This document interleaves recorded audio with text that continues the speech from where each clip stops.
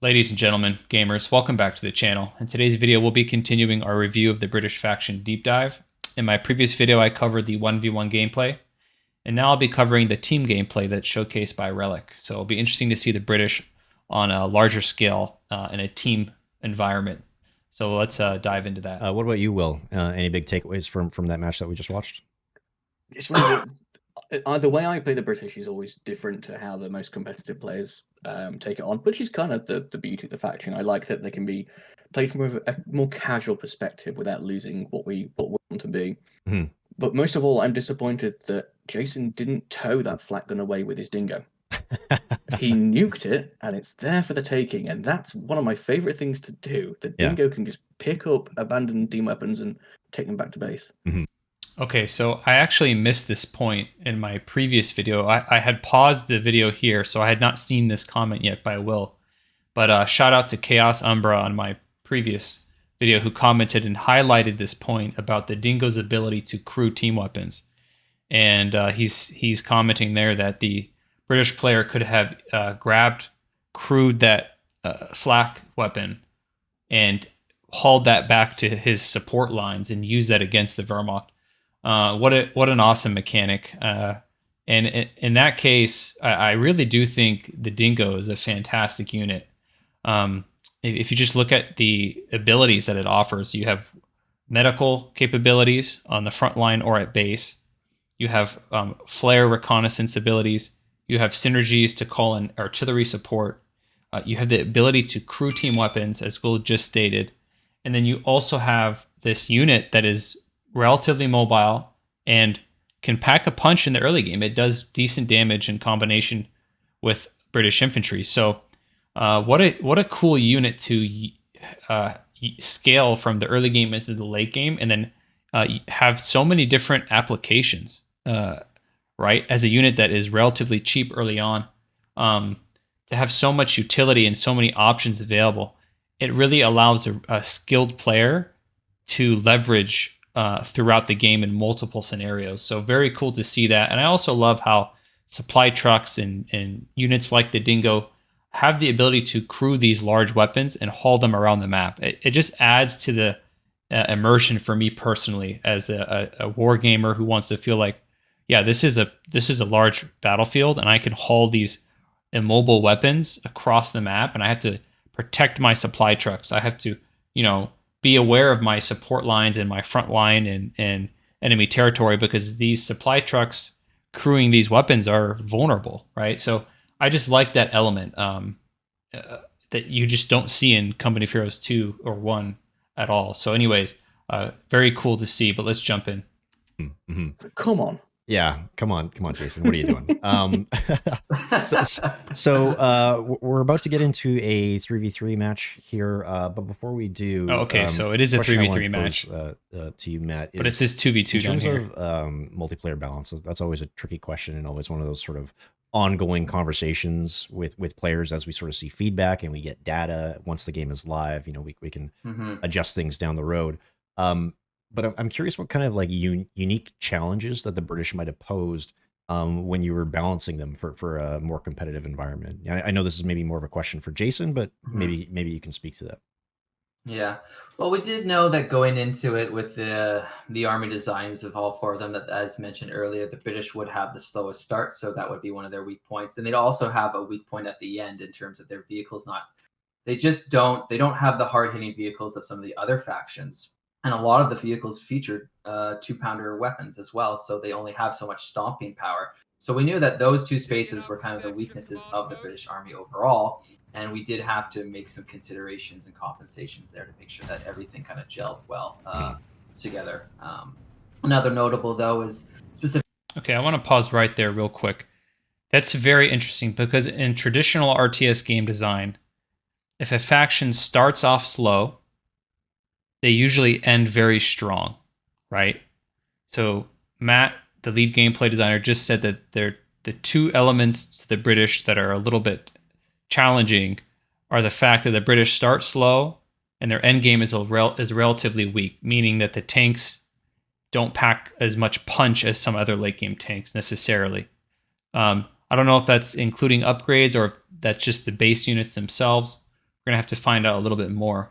But that's a very odd combination, because you would think that a faction that starts off really slow progressively gets stronger in the late game as compensation, right? If you don't have an advantage early, if you're not given that advantage early, you're given the advantage later. So what it sounds like to me is that the British have their window of opportunity, their window where they're really strong is in the mid game. So maybe like the mid game into the late game, like a large portion. Let's just say like late early game into early late game, right? Not super late game, but not super early.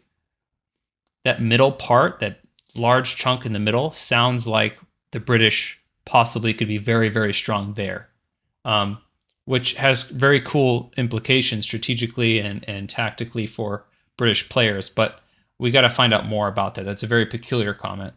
Specifically with team games is that these factions are always designed that, so for example, with both allied factions or both Axis factions, they're designed to kind of complement and cover each other's weaknesses to a certain degree, as well as the battle groups. They're there for that. So for example, as I mentioned, that late. Oh, okay.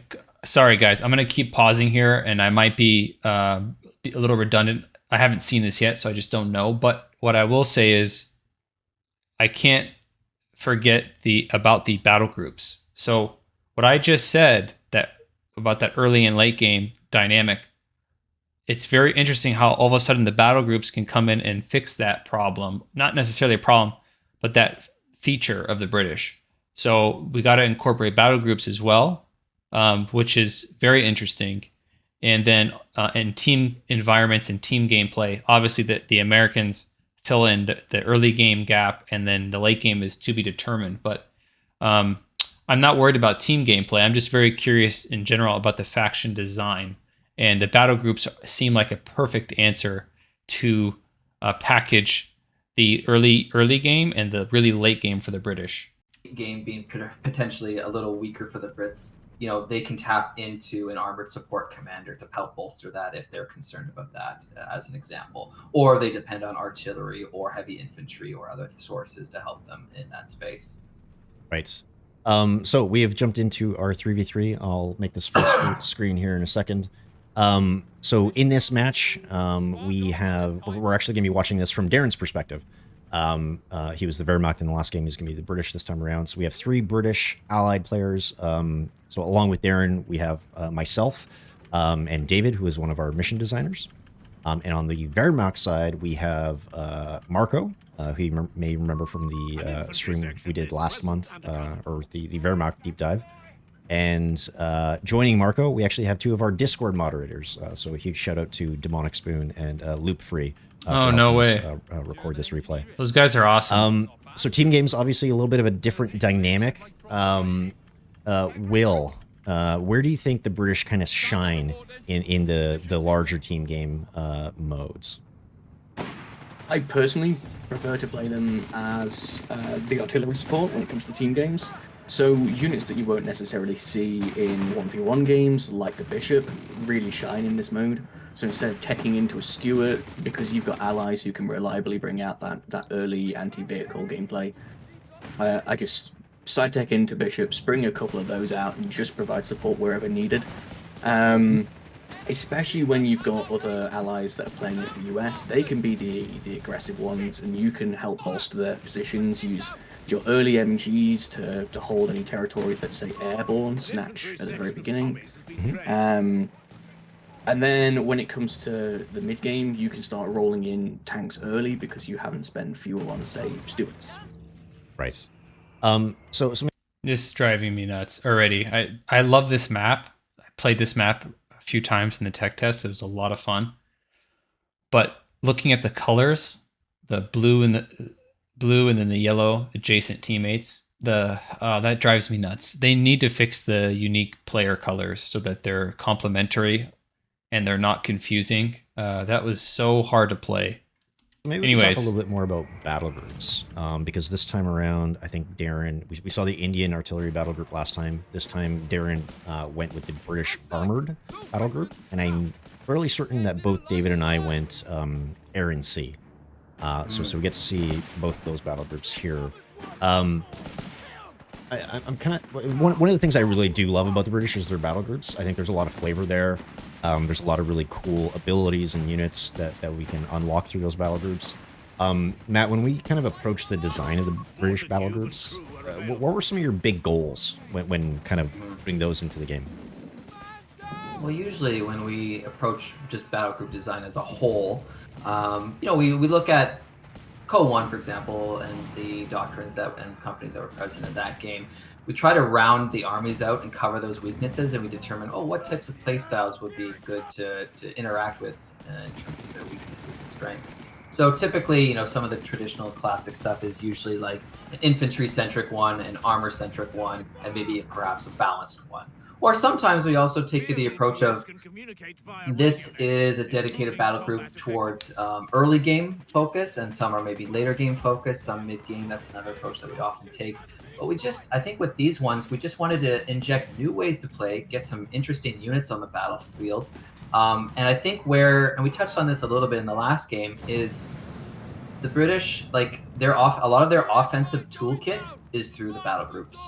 So regardless of which battle group you select, whether it's Gurkhas, whether it's Commandos, whether it's armor with the Crusader AA or the Churchills, a lot of their punch comes from their battle groups. So that is a theme throughout all three of their battle groups. But of course, they all have different phases and different stages. So, for example, in this, like you stated, there's two airbornes to maybe keep the players off kilter and kind of just keep the map contained, have airborne strikes available to you. And Darren, who's playing up the center, actually as a center position on this map, going for the armored support, that's a pretty good choice because it allows you to fortify the center with those Churchills later and then support your flanks. So when we I am kind of curious, like when we have these three launch battle groups, air and sea, armored, and British infantry.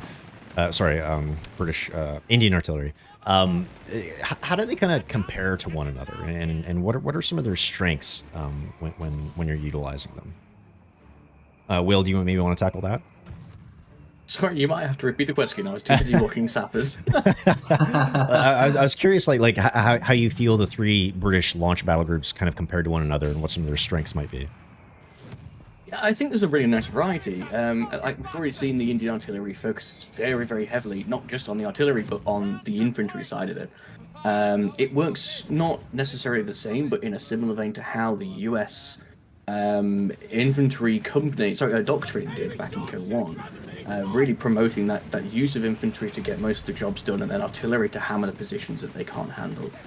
The armored support is the complete opposite. It is so much more to do with keeping your vehicles repaired and in the field for as long as possible, swapping out the ones that you don't need, and then bringing in the heavy support at the end to punch through for you. Mm-hmm. And then the air and sea is almost like the go-between. It has the niche of, say, a normal airborne battle group in that you can call in commandos, and the commandos in this are just as good at harassing positions, dropping in behind enemy lines, laying demo charges, capturing territory, all that sort of stuff. But that tech tree is followed with strong air support from the RAF. And then on the opposite side of it, you've got more of the ground war with, say, the 95mm Centaur, and just generally battering down defenses so that the commandos can do more damage. Yeah. I think earlier while you were chatting, we saw Marco lose his sniper mid, so Darren was able to pick that off, so I'm sure he was happy about that. I did see a question in the chat about battle. Okay, so before we get to that question in the chat, it's very interesting that the British faction is relatively linear down the tech tree path, relatively defensive overall, but flexible and mobile, as we've been talking. That it's a little bit slow to start in the early game, presumably really strong in the mid game, and then not as strong in the late game. So the battle groups that Will just explained are the battle groups that are going to help kind of balance out that dynamic. And then also they are battle groups that kind of accelerate and enhance the offensive capability of the British, as was just stated by the design team. So but the offensive capabilities come in different forms, right? There was 3 different forms just explained. So I'm curious to know how one-dimensional the British are in that way, or if they're extremely versatile. So it'll be curious to see, you know, how that develops. But I'm assuming it's going to be pretty comprehensive because the battle groups are very strong and they're very comprehensive in terms of their options. They're much larger in terms of content than a typical KO2 commander. So there's a lot that they can do with the battle groups. So I'm pretty confident overall. Anyways, let's get to that question in the chat. Battle groups and how many we plan on having. So Matt, maybe you can tackle that one. So we've got 3 for each faction at launch. And what's sort of the long-term plan there? The short version of the long-term plan is to add more. Good enough. Very mysterious. Short and sweet. Very, very simple to answer. Yeah, I wanted to keep it short and sweet. Yeah, that's fair. So okay, we're about 7 minutes into. What I want to know, because we know they're going to add more. What I want to know is how many, and also not only how many, but like, are we going to be paying for them? Is it something that's going to come with a cost? I hope there's not this massive power creep between battle groups, and that usually happens when they just release way too many more than they're able to balance and handle. But I don't mind personally. I don't mind paying for battle groups. I know a lot of people are going to push back and say we don't want this game to be monetized in that way, pay to play. We much prefer skins and having cosmetics that are in the store and able to generate profit for Relic. But yeah, I'll be curious to see how that unfolds. I'm assuming it's going to be way less battle groups than commanders in Code 2 because of the just the amount of content in a battle group is much larger. But we'll see. Into this match, it seems like the British have been doing fairly well in terms of map control. The Wehrmacht have more victory points right now. How are we feeling about this match so far? Like, Matt, if you were on the British side, what would you be telling your teammates right now? Well, one of the things I think both the British and the Wehrmacht, they tend to do well when they coordinate and collaborate. And even though the British have, I like to see in each one of their lanes, they've done definitely an admirable job. But I can sense that they're not supporting each other as much, actually, as they probably should be. And I wouldn't be surprised, and you can kind of even see this going on right now, is that the Wehrmacht are pushing back. So this is, you really want to kind of cover each other's weaknesses and kind of like bolster, maybe even, and also plus this is just a team game philosophy as well. It's kind of maybe best to focus on 2 areas as opposed to all 3. And you can see that the British army are getting stretched a little bit thin. However, they are transitioning into their mid game, which will allow them to punch back. Okay. We were talking about battle groups. Oh no, that poor hum. So the British are strong in the mid game. Our theory is correct, it sounds like. I just went to see what was happening down there, and it died instantly. Yeah. But as Will was talking through the battle groups, and I know of course, you tend to focus and fixate on the units themselves because they're a very attractive piece. But one of the other notables about the British battle groups as a whole, they have a lot of support capabilities to help out the team. So examples, for example, the armored support one has field recovery bays, so you can, if you're going to do a bunch of vehicles, you can put some repair bays down.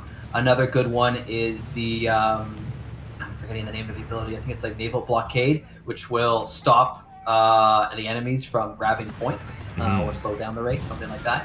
And there's just other capabilities throughout all the different battle groups. Again, there's of course the artillery and the airstrikes that can be used, wherever your weak point Massive is. So blob. I think what I'm trying to get at is I think the British have a lot more support tools to help maybe your team out a little bit more, where, for example, some of the other factions have.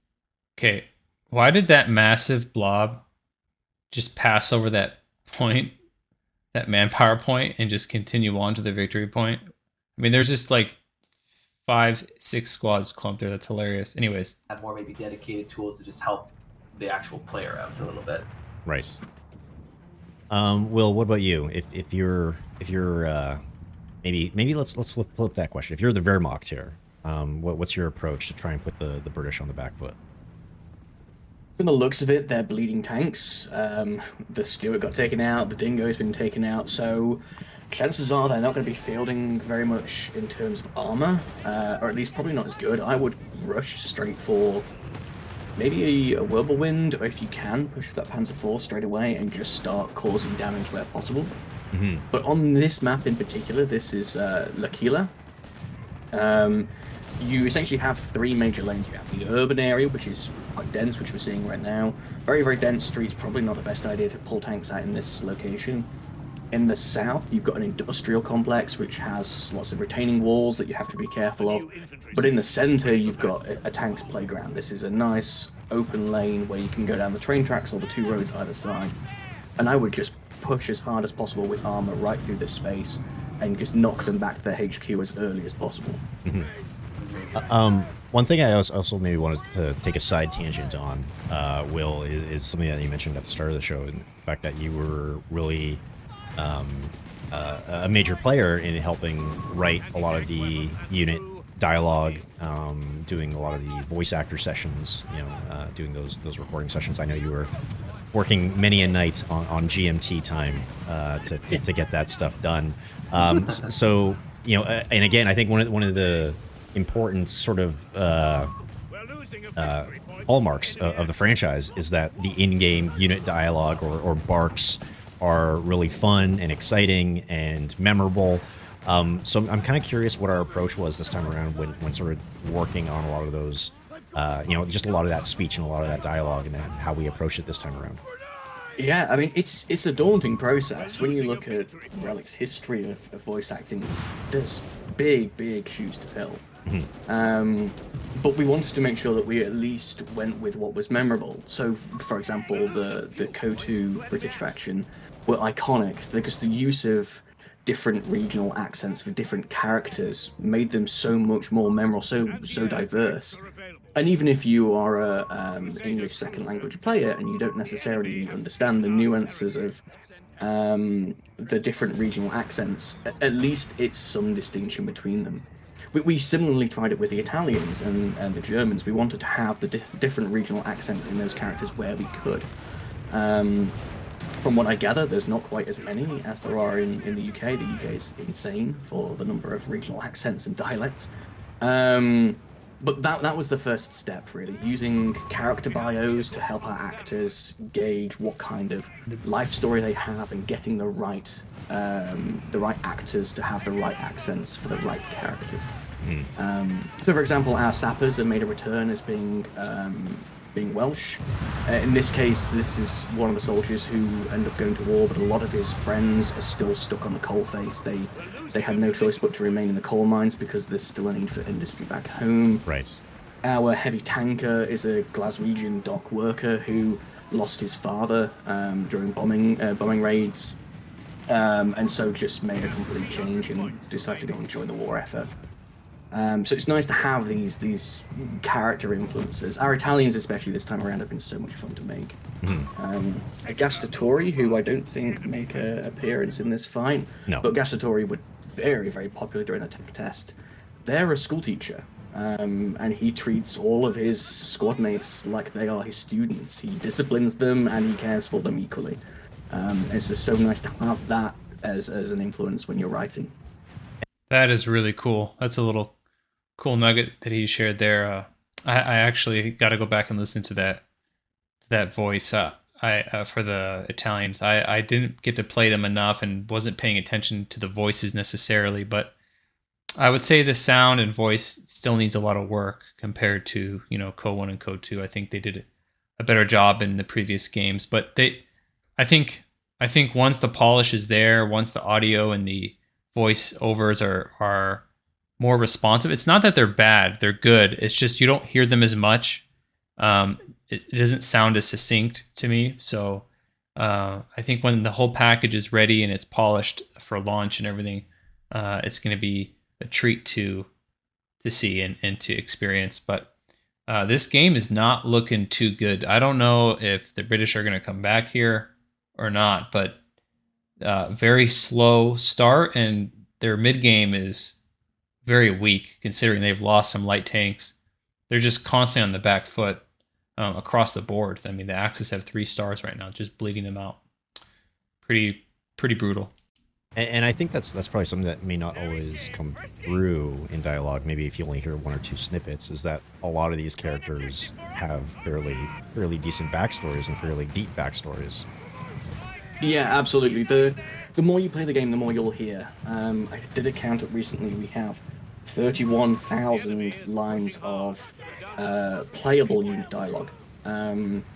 If you let these units sit still for a little bit, you'll start hearing them tell stories. If you click them too aggressively, they'll start shouting at you, and they'll start giving away some of that nuance of the characters, some of the depth that we've worked towards. The short time that this game's been played in the tech test is not even enough to scratch the surface. There's so much there. Okay, that makes sense. So we've kind of hit the mid-game points. We're starting to see a lot of armor hit the field. You know, one of the British players have the Centaur out. I think Darren has, the Crusader in the mid. Matt, I know, you know, obviously tanks are kind of the showpiece for a lot of the factions. And, you know, I know people are maybe missing some things like the Comet, the Cromwell. So what was the decision behind putting things like the Centaur or the Crusader in specific battle groups? And I'm kind of curious how these things complement the core rosters. Well, yeah, I was just going to note the exact same thing. I was watching as the game was progressing and how everyone was pulling out their specialized armor in order to deal with. So there's a large infantry force that the Wehrmacht have built up on the Axis side, and both the Centaur and the Crusader AA are hard hitting in terms of being especially dedicated towards anti-infantry. But yeah, you're right that overall, all the factions this time around, we have more units than ever before per faction. And then with the North Africa factions, that animation needs work. I don't know if you guys missed that or not, but the barrel wasn't properly adjusted for the shot. That's hilarious, but yeah, that should be fixed pretty quick. Specifically the British, there's just a large amount of vehicles. So you've got the Crusader, and in the battle groups themselves, you've got the Crusader AA. You've got the Churchills, you've got the Centaur. Some really good artillery hits right here, right now. But why is he not spreading out? When it comes to vehicles and how... What's going on here? What is going on? Like, well, why are these units just perpetually stuck in this loop here? They're not moving at all and just getting hammered. I don't know why they're not being spread out. But there's a shell about to just smash all of these guys right here. Let's check it out. How we go about putting them inside of battle groups, often cases, like we try to stay away from, for example, all-purpose or generalistic types of tanks, and we try to go for more specialized and roles when we do allocate a vehicle to battle group. So like the Centaur or the Crusader AA. So now that we kind of get into the mid to late game, the Brits aren't doing super hot here on victory points. So I think they weren't able to keep enough pressure on the VPs. How did they start to claw their way back here, Matt? Well, they are starting to do the right thing, and they're starting to hone in and focus a little bit more and work together as a team. They have done a nice job with their battle groups, though, so far, and tapping into those. I think that's helping them get back into the fight. And also, again, just creep up in this situation like this. You're going to want to creep up, take and hold, rely on artillery, rely on airstrikes. I don't really know if the two Air and Sea players have made use of many airstrikes so far this game. But you can see that they're starting to coordinate more, stay closer in terms of just like overall proximity. The Wehrmacht are starting to respond as well with their own artillery. Obviously, you can see the Neville going on right now in this exact moment. But I think for me, when it comes to the British Army, they're doing a good job. They need to stabilize, is what they kind of needs to go down. Because I think the good thing that the Wehrmacht team is doing is they are really just keeping them off balance and kind of fighting everywhere. So it's kind of up to the British to respond, consolidate, find, and as they stated earlier, consolidate their forces, find a weak. That's cool. We gotta love that animation, and I like how it's not the entire tank. If the flame hits the front of the tank, it should just be the front, right? It shouldn't be the entire tank. So that's a cool touch. Point and kind of pierce through that weak point as a cohesive front. So Will, you were kind of talking about the map a little bit earlier. This is L'Aquila.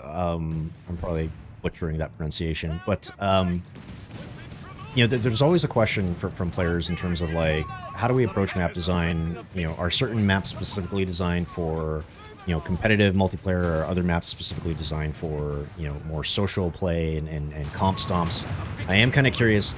Oh, how did you geez. approach that when you were sort of working with the team to design the maps? And is there like a delineation between those types of maps, or do we try and build them as like from a general, you know, purpose or standpoint? Like how is, yeah, just overall, what's your sort of approach here? And maybe you could speak to L'Aquila again as an example for that. Yeah, so as I mentioned earlier, we do specifically try to have the two map pools. We know that, say, the more entrenched or lane-heavy maps for the casual players don't necessarily go down well with our competitive players, and vice versa. But we do also have hybrid maps that kind of tread the line between the two. This for example, L'Aquila is exactly that. It's more of a hybrid map. It has 3 lanes on it, but these lanes are all wide enough that you're not necessarily focused onto them like you would, say, a bridge map. Mm-hmm. So where we can, we will tread the line between the two to make sure that our launch map pool is robust enough to get the most out of it. But in the future, we'll end up looking into more, say... There's an interesting sound effect animation. It's just sound effect in general that happens when you hit a vehicle with a bazooka or a tank on tank, like a tank shot hits an enemy vehicle. It makes this peculiar pinging sound. I don't know if you guys have noticed that, but it just happened right there with the bazooka onto the scout car. And I don't know how I feel about it. I've been... At least I know that the shot hit, but it's a very weird sound. So I don't know if everybody likes that sound or what, but to me, I don't know how I feel about it. It's a very strange. It doesn't feel like I necessarily hit the tank, but I don't know. I don't know how I feel about it. Tournament-specific maps for the very competitive play, and then the more heavy casual maps like our 3-lane bridge maps, because we know how popular those sorts of maps are. Right. But these decisions are made very early on. When we look at the very beginning of the process, we will make a decision as to what kind of map we want in this space, and then the design will go from there.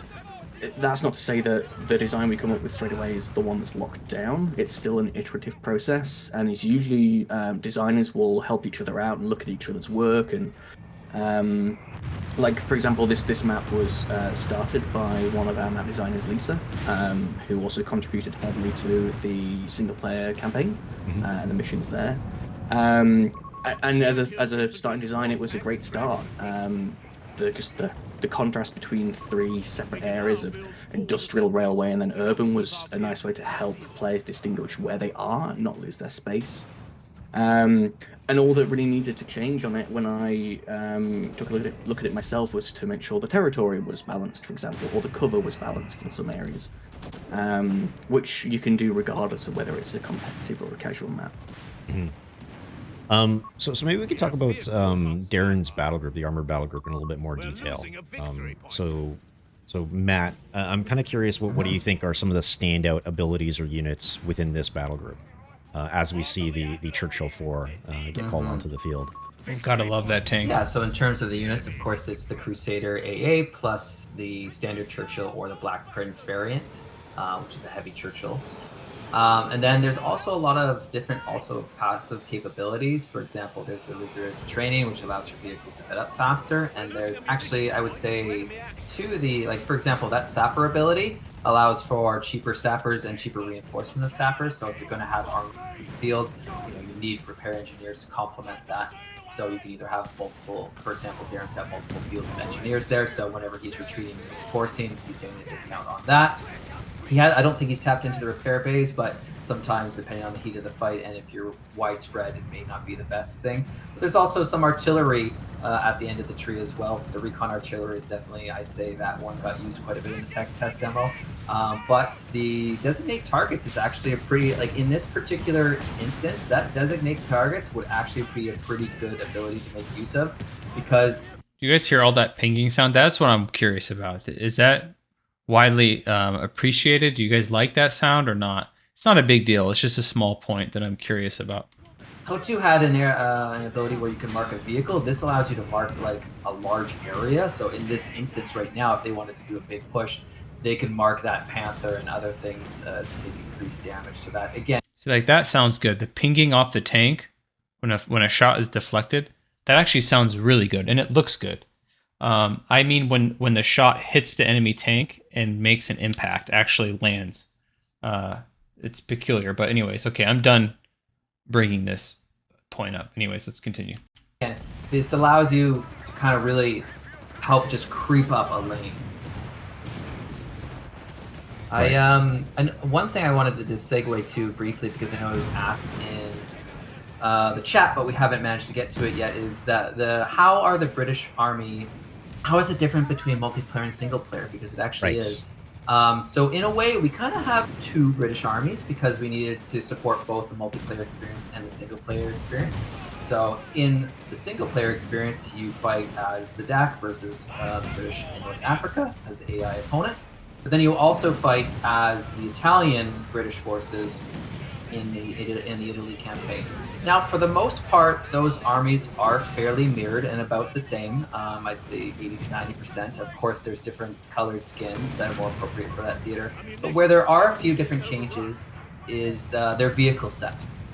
And the reason why we did that was to be to strive for more authenticity within the theater. So, you know, at this time, as I mentioned earlier, their equipment was largely Lend-Lease based on American usage, and they, you know, weren't fielding Crusaders and Matildas and other types of vehicles like that in that theater. So we made a few swaps there that we thought were more appropriate, and that's how we proceeded to just kind of round up the army, just to keep it, you know, a little bit more authentic and immersive towards what that experience was truly like. Right. So if you ever, when you get your hands on single player and you notice those subtle differences, there was intention there. Yeah, and I think one of the really cool things about the single player experience, it's kind of harkening back to some of the things that we did in Ardennes Assault, is that like you can progressively upgrade your companies and unlock new units and abilities for them. So by the time you're nearing the mid to late game, this is an interesting battle. I'm curious what who wins this out. In the Italian dynamic campaign, your companies are pretty robust and your units are pretty strong. Like they come out of out onto the field with like a ton of abilities and upgrades and veterancy, and they're just ready to go to work. So again, you know, the British have kind of clawed back. You know, the Wehrmacht VPs are really ticking. Oh, the Panthers are out. This is not good. I don't think they're going to be able to counter a Panther. Down now at this point. Do you think they have this in hand, or is it still kind of anybody's fight at this point, Will? Honestly, if I were the Brits in this point, I would be scared. Yeah. I'm seeing two Panthers on the field and very little anti-tank. The anti-tank gun right in the middle just got wiped out, and that one's been decrewed. Honestly, if it were me at this point, I'd probably be going for a 17-pounder to try and hold back the armor in the central lane, but that is risky with so little manpower. It appears at the moment their economy is doing okay in terms of income. They've got over the average in terms of fuel income, but his manpower is just being torn apart because of how much infantry he's got and how many losses he's been taking. So this is a bit of a tough spot. Potentially bringing out an upgraded Crusader. Oh, jeez, so dude. the Churchill can soak up damage from the front and the Crusader can flank, keep that Panther busy. It's a tough nut to crack, this one. They are pushing pretty hard. Bro, the British are getting crushed right now. How is this a British faction deep dive? I mean, they're just getting deeply crushed right now. Speaking as someone who played in this match, I definitely didn't prioritize anti-tank as much as I should have earlier. I think I was trying to go a little bit heavier on the artillery. I think this... I was just going to mention, I think this match is showcasing what I said earlier in terms of the British having a weaker late game overall, and that it does You do require some clever tactics in the late game. You kind of need to coordinate more in the late game because you can see that the Wehrmacht are just making use of their mainstay armor for pretty much Panthers and Panthers. And as the British forces, I think in this instance they're leaning a little too hard into specialized armor. Right. So the Crusader AA, the Centaur, the Matilda, the Churchills. So what would have probably been good was, and I guess also there's the fact that, you know, we have 2 airborne players, so they were probably more infantry focused as a whole. But they need to make sure that they stabilize their front with either AT guns or I think probably what would have really helped the British in this particular game was some grants, especially because of how this map plays out. You know, at least having a main battle tank that can hold the line and get out of there off the Panzer force. Oh god.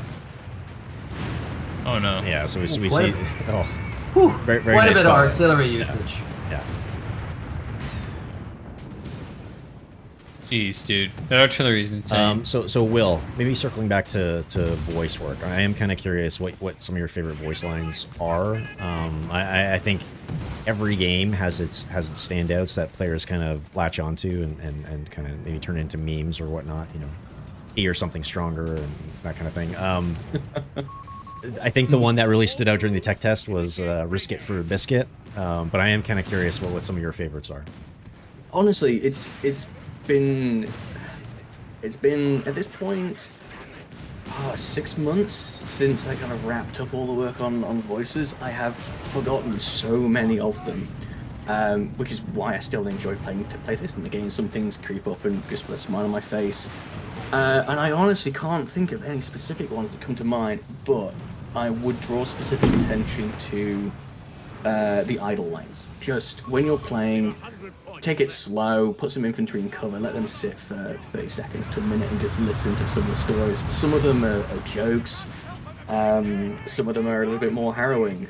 One that comes to mind, even though I can't remember the wording specifically, is, I believe it's our Panzer Pioneer, who's a bit of a prankster, talking about how he dipped his workmate's wrench in grease, grease, while they were working on bridges. So he goes to pick it up and it slips straight out of his hand and off the bridge. And I think one of the American engineers has stories about one of their mates who was defusing a mine at the time when the beef that they'd had last night started kicking in. Mm-hmm. So there's these little stories. It's nice to kind of have a moment away from the combat and enjoy some of the backstory. Yeah. And, yeah, it's been fun. I think it will take longer than just a weekend with the game for people to absolutely hear them all. And I think we also have the annoyed voice lines again, right? When the player clicks on them a little too much. Yeah, every unit has an annoyed voice line, so if you rapidly click them enough times, they'll shout at you. And we have versions in combat and out of combat. The in-combat ones are for those that are probably a little bit more pro, because you have to be concentrating on only one unit while you're doing it, and not be babysitting them. But yeah, they were very fun to record. Yeah. And it's always nice going into a recording studio and saying, can you be as pissed off as possible with me? And they relish that. Yeah. So as we're talking about voice lines here, the British are getting absolutely crushed by this German armor. This is insane. This is not what I expected, but there's not much I can say about the British. I want to give some insight or feedback or my opinion, but man, they're just getting wiped out. So I feel like this match is pretty well in hand for the Wehrmacht at this point. Matt, what could they have, I know you kind of already alluded to this, but what could they have done differently to claw this one back? Because I know you said they may struggle a little bit late game, but I also feel like they do have some really good tools at their disposal to come back. Mm-hmm. Yeah, I don't feel like I can add too much to what I've already said in terms of coming back. Right now, it's definitely looking pretty challenging. As I mean, you just saw that moment where I'm gonna guess it was someone like Marco who just like had that row of tanks, just all lined up in the middle, kind of like come at me, bro. But yeah, I think just a little bit more coordination throughout both the early and the mid game to just stabilize their front. Ooh, nice shot. Also, this is where, because the British Army has exclusive choices within their tech tree, it does mean that those choices can be hard choices, and you want to make sure that you're coordinating with your teammates to make sure like everyone's kind of covering their weaknesses. There was a lot of infantry in there was a lot of infantry presence for the British Army as a whole, and it is an urban map, and you can definitely make use of that for quite some time. Let's go. We're making a comeback here, dude. We got a huge armor push in the south. Artillery and infantry in the center. We're going to take both points and stabilize. Oh, he's taking the north, too, with looks like with a vehicle. All right, we're back in it. But you can see that the Wehrmacht responded. I think 2 of their players Except there's not that much time left with on the the video. mechanized battle group, and they fielded 8 Rads and Panthers, and that is, you know, it was difficult for the British to figure out what to do after that, I think. So yeah, just some of it is just general coordination as a team game. Plus, there's the fact that everyone playing is, you know, we're still just figuring out how to play these factions ourselves. So, oh man, definitely dude, a lot of artillery in this game, though. It's it's been going off. Yeah, quite a bit. That was going to lead me into my next question. Will, is the destruction on our maps this time around? It seems like I remember there were a lot more buildings here last time I looked, and it's fairly flat. So I guess that will obviously change the way that we're playing and the way that we approach some of these fights and some of these battles. And I'm kind of curious how, as a map designer, you make some of those decisions about, like, hey, which buildings do I want to blow up? What paths do I want to open up? How do you approach that? Yeah, this is actually one of my favorite aspects of doing urban maps. So the main difference, if we haven't covered before, is whereas in Co 1 and Co 2, when a building is destroyed, it collapses inwards. You can't garrison it anymore, but it becomes a blocker. You can't shoot through it, you can't move through it, and that's it. It's done. In Co 3, we have buildings collapsing based on what hit them. So if you use a flamethrower or, say, a lucky grenade takes the building down, that's not enough to blow it apart. It will still collapse in on itself and become a blocker. But if you drop artillery on it, or you run an airstrike through it will blow the building apart, and then that becomes not only cover for infantry, but it becomes a route that vehicles and infantry can move through. Oh, so interesting, okay. It means that we can have urban maps where we can expect players to create new flanking routes. And whenever I play, I will usually just have an AT gun or a tank that's set at the back, going, okay, that building could be used by my enemy, I'll just take it out. Oh, very interesting. So you get to basically help create the landscape through the destructible environment. So you got to be specific with your choice and how you destroy those buildings, whether with an AT gun or artillery or call-in. Although I don't necessarily think spending your munitions on a call-in to wipe out a building is very good use of your resources, but nonetheless, very interesting to take a tank or an AT gun and to use the terrain to your advantage. I like that a lot, and it just looks so cool to see buildings knocked out completely at the end of a 30-minute match.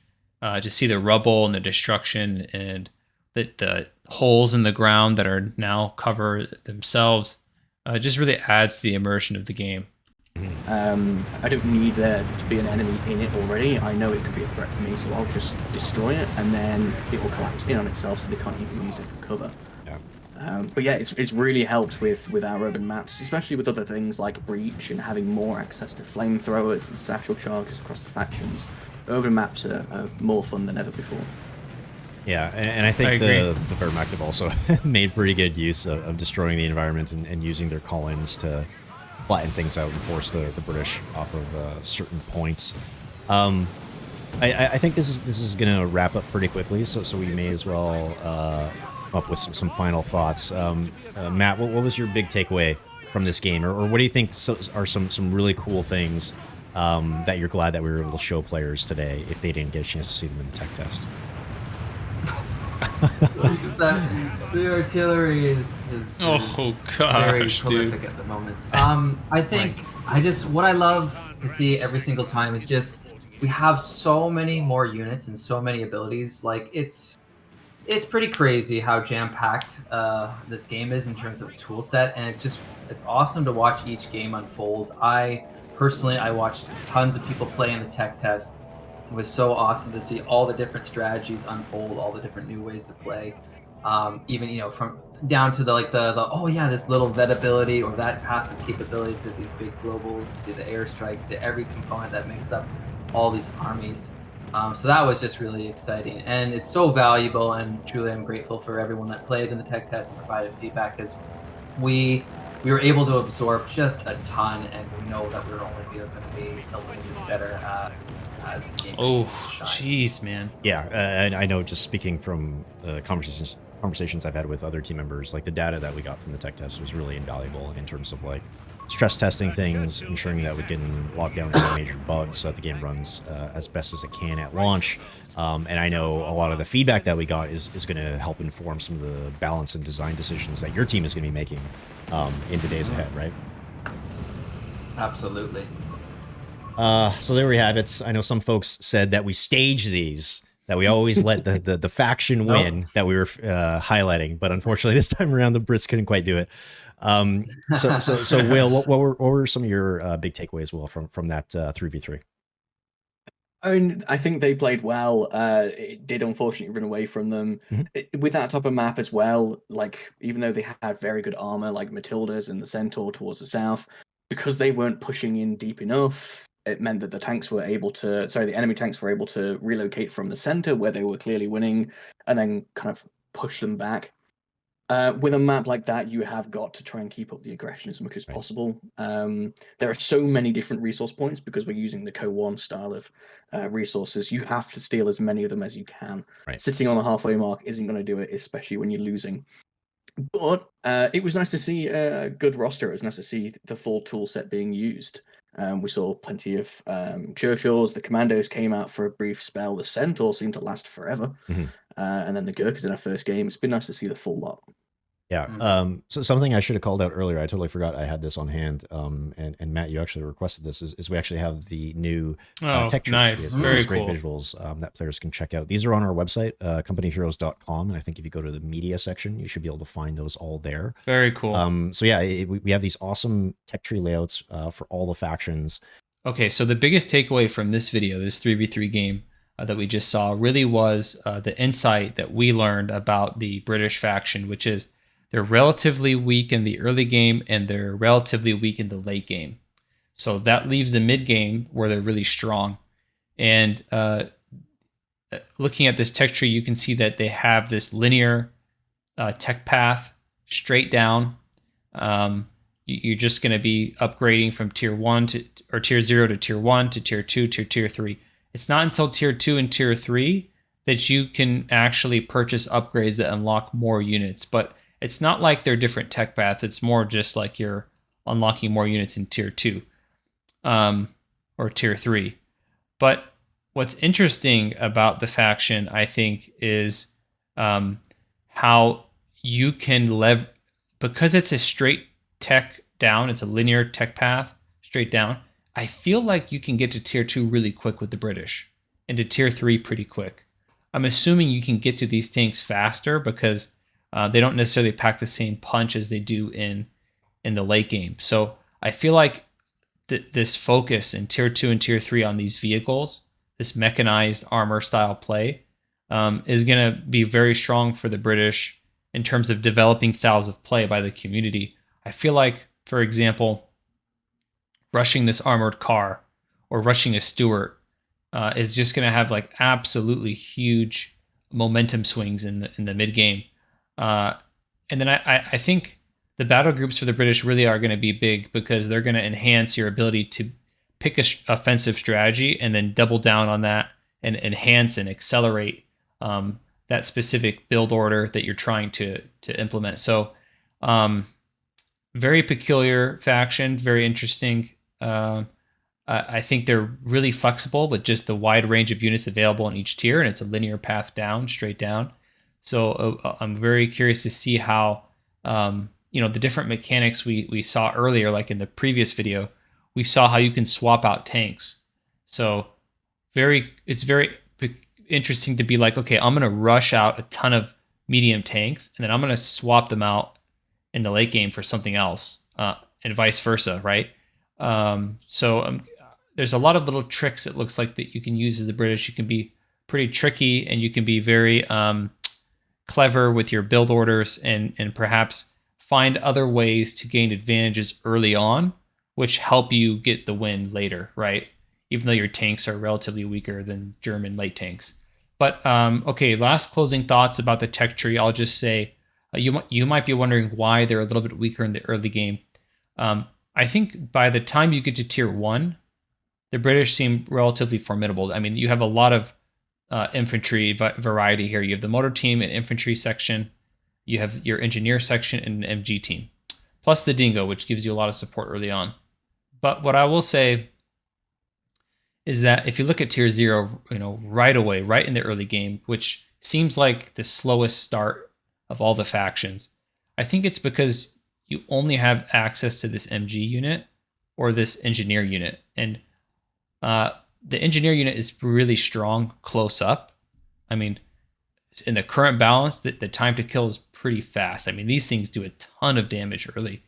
But you still don't have the same firepower that the other factions have early on in terms of infantry. Like, looking at the Americans, for example, they're going to pack a heavier punch early on. But, and then secondly, you have an MG team. So you don't have an infantry team available till tier 1.